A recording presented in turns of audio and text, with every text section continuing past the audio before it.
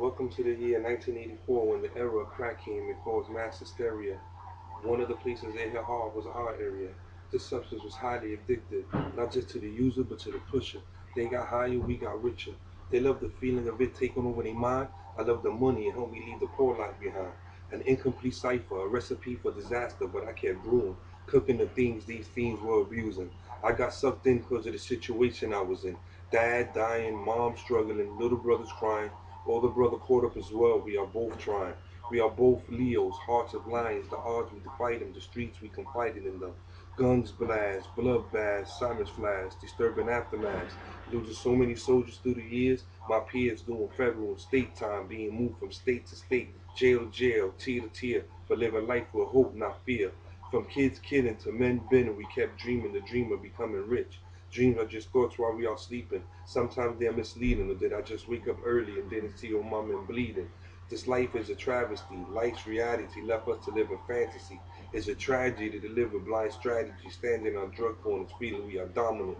Use killing use just to say respect our conglomerate. Drug sales, death, jail, the hope of being rich, 99% fail. Even with those odds, you try to live in that 1 percentile. Failure was an optional. After growing up poor, feeling pain in your abdominal, there's no problem to grab packs and walk the avenue in search of revenue. It was our way out.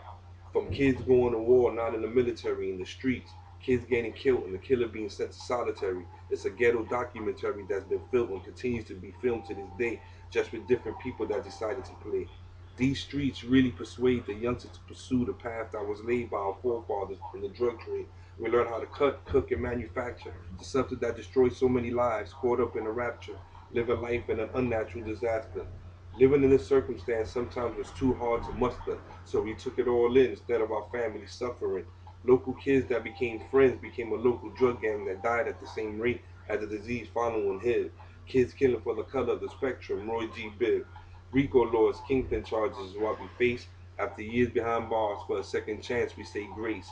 Kite sending, commissary, open cases pending, lawyers, DAs, us versus the people. Repetitive actions made this a sequel. This game's made for the extraordinary, or the ones that were born in inherently, meaning their moms, pops, or siblings went into the same get rich schemes, get money by all means. Buildings built together on the four corner block, filled with misguided adolescents, went to war for the rock under false pretenses. Life was like a western, while cowboys and shootouts in broad daylight with no sheriffs there to arrest us after the gunfight. Neighboring lobbies became local drug dens, shootouts to defend drug turf being scouted by other men. We all have stab wounds and bullet holes if we was lucky. The unlucky have funerals. Those sights disgust me. It's disgusting how I saw my friends with glued shut jaws and most of their body parts removed. In this life that is fluent. For 3 days you see a body preserved in embalming fluid. We live by the phrase we don't die, we multiply, but it just didn't add up. A lot of people were dying, parents crying. I had to leave the game. I got fed up. A huge part of my life went sacrificing the lives of others to live a so-called paradise. My paradise isn't what I earned from the fame, the game, money, or the fame. It's the love for my family. I wish I would have realized that before the crack epidemic came. That was 84, and that was 2010. And since then, I promise not to sacrifice no more of my men.